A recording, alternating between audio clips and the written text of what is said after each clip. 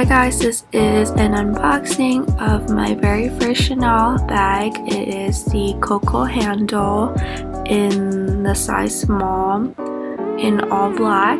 I actually had reserved the limited edition Coco handle for 21A but decided to go with this one instead. I paid around $4,452, so the price of the small is $4,200 and tax was about $252. I actually unboxed this in person with my mom and my aunt on the phone since it is my first Chanel bag and it was really special, and so I wanted to share that moment with them. I hope you guys enjoy the video, and if you have been wanting something from Chanel or from this particular collection, let me know in the comments below. I love to know what you are thinking of getting.